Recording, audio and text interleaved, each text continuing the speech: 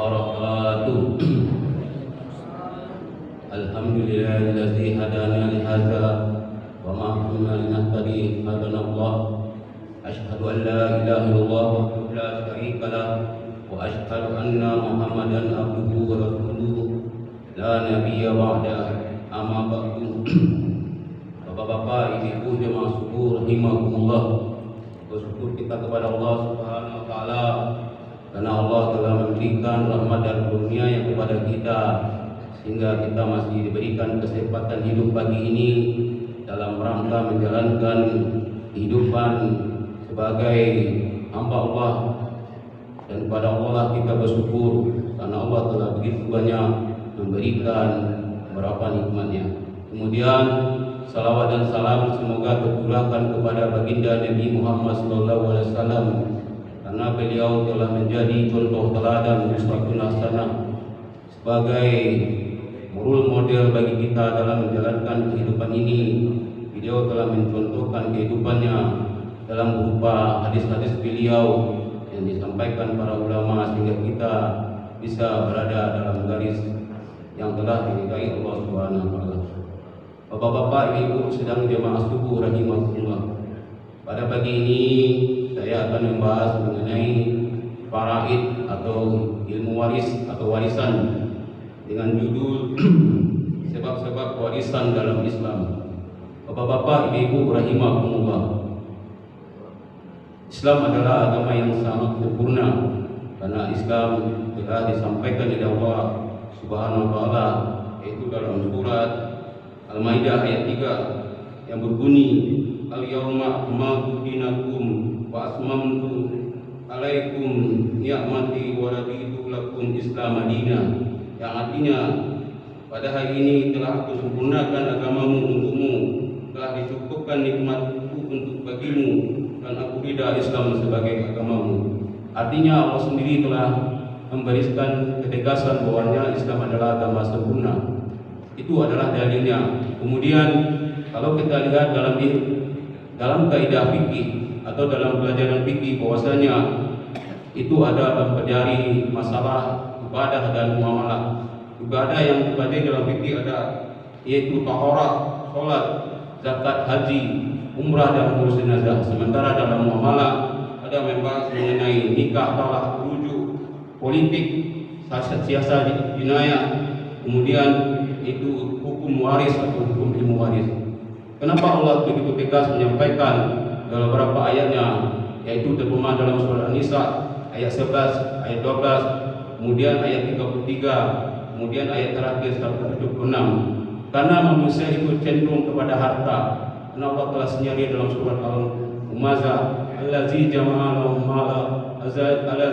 malahu adada. Artinya manusia itu suka mengumpulkan harta dan hitung-hitungnya, sehingga Allah memberikan ketegasan di dalam surat An-Nisa. Dengan jelas Allah menyampaikan angkanya begitu detail. Ada yang dapat setengah, sepertiga, seperempat, dan seperapan. Kenapa Allah begitu detail mengenai warisan? Karena Allah tahu bahwa manusia itu bersifat serakah. Artinya kalau seandainya mereka tidak diatur dalam pembagian warisan, sehingga ada orang-orang tertentu yang akan memakan harta saudaranya atau keluarga yang lain. Dalam pengertian warisan, Allah telah menyampaikan dan para ulama telah memberikan definisi mengenai warisan. Warisan adalah segala sesuatu harta peninggalan oleh ahli waris atau meninggal secara mutlak. Artinya kalau ada seorang yang meninggal, harta yang ditinggalkan itu menjadi hak ahli waris, di mana Allah telah sampaikan dalam surat An-Nisa. Kemudian waris itu dibagi dalam beberapa hal. Sebelum warisan itu dibagi harus disampaikan beberapa syarat. Yang pertama, biaya yang digunakan untuk pengurusan jenazah. Yang kedua, untuk melakukan pembayaran hutang jenazah.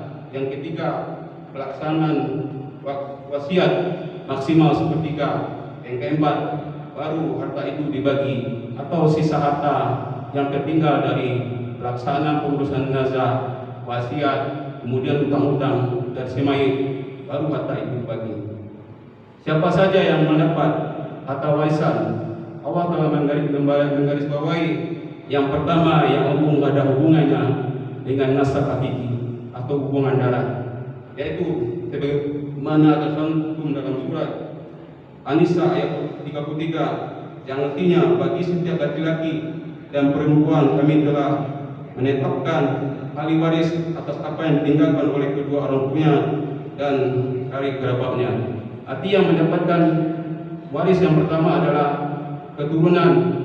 Ada 3. Yang pertama furu, yaitu keturunan daripada semayit, anak-anak, cucu. Kemudian usul atau pokok, yaitu orang tua, ibu atau ayah di atas seperti kakek dan nenek. Kemudian ketiga yang ke samping, yaitu saudara semayit, paman semayit, bibi semayit. Itu mereka semua mendapatkan atau warisan, tetapi ada cara-caranya, ada bagaimana penentuannya, itu akan lebih lanjut saya bahas pada periode berikut. Kemudian yang kedua, sebab pernikahan sebagaimana disampaikan surat An-Nisa ayat 12, walakum nisfu ma taraka azwajukum, artinya bagian pada suami atau istri seperdua harta yang ditinggalkan oleh istri-istrimu. Artinya si suami akan mendapatkan setengah harta kalau seandainya si istri tidak punya anak atau keduanya tidak punya anak. Kemudian yang ketiga, wala atau perwalian atau perbudakan, di mana seorang jika melakukan perbudakan kemudian dibebaskan oleh seorang, maka harta waris budak itu akan menjadi warisan yang memudahkan budak. Kemudian timbul pertanyaan dalam masalah perkawinan, pernikahan, kalau seandainya seorang itu bercerai, bagaimana dengan harta warisan? Ini ada 3 pendapat. Yang pertama, talak raj'i, artinya talak yang masih bisa rujuk. Dalam talak raj'i, seandainya masih dalam masa idah, seorang itu, suami itu meninggal, mungkin idahnya mungkin 3 bulan atau 3 kali kuruk, maka si istri masih mendapatkan harta warisan. Tapi kalau seandainya dalam 3 kali kuruk suami tidak lagi memberikan atau menikahi lagi si istri dan masa kuruk atau masa idah sudah habis, maka si istri tidak mendapatkan warisan. Artinya telah putus hubungan pernikahan di antara mereka. Di sini dalam talak raj'i atau talak 1 atau talak 2 tentunya di masa idah. Kalau masa idah mereka sudah lewat dan tidak ada terjadi perkawinan atau menikah ulang, maka harta warisan si istri tidak akan mendapatkan. Kemudian talak bain. Talak bain itu talak 3. Ini ada 2 ketentuan. Yang pertama, kalau seandainya talak bain atau ketiga itu si suami dalam tidak keadaan sakit atau dalam keadaan normal, maka harta warisan bagi istri tidak akan mendapatkan.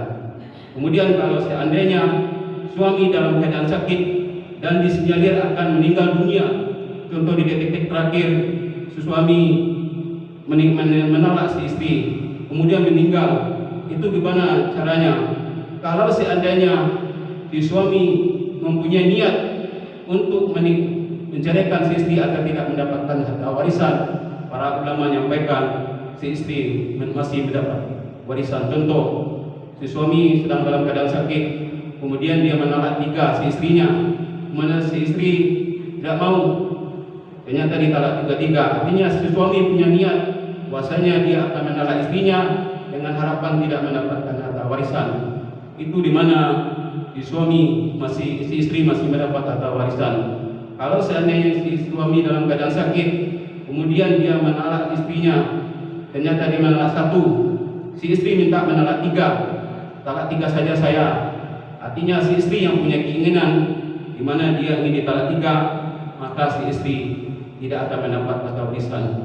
Itulah bagaimana cara pengaturan harta warisan dalam Islam. Artinya Islam begitu memberikan penjelasan yang begitu kuat. Pada hari ini saya hanya menyampaikan masalah sebab-sebab seorang mendapat warisan.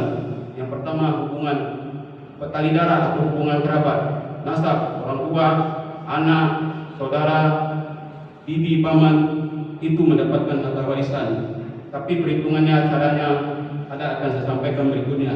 Yang kemudian masalah pernikahan tadi, kalau seorang istri, contoh mungkin hari ini dia menikah, kemudian telah tercapai ijab kabul, syarat dan rukunnya sudah tercapai, sehingga pada saat itu juga si suami meninggal dunia, si istri akan mendapat warisan walaupun si istri suami istri belum bergaul atau belum melakukan hubungan suami istri, tapi ijab kabulnya secara agama, secara syariat sudah sah, si istri tetap mendapatkan warisan walaupun hanya dalam hitungan detik setelah ijab kabul si suami meninggal dunia, si istri akan tetap mendapat warisan.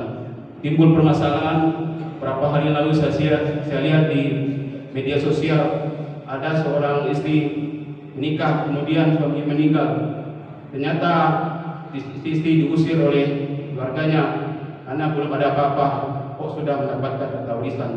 Menurut hukum Islam, si istri sah mendapat harta warisan karena mereka telah ijab kabul secara syariat dan telah sesuai rukunnya, yaitu mahar, mempelai, kemudian saksi, dan itu telah sesuai dengan syariat dan kaidah agama, dan juga telah sesuai dengan aturan perundang-undangan pernikahan kita di Indonesia. Sehingga si istri walaupun si suami meninggal setelah ijab kabul, si istri sah mendapatkan harta warisan. Itulah sehingga jangan sampai di dalam bermasyarakat kita jadi pertengkaran dalam keluarga di mana mengenai harta warisan si istri atau suami menjadi pertengkaran di dalam keluarga. Bapak-bapak, ibu-ibu rahimakumullah, mungkin itu saja yang saya sampaikan pagi ini. Semoga manfaat ke depan. Saya lanjutkan dengan beberapa pembahasan mengenai harta warisan. Assalamualaikum warahmatullahi wabarakatuh.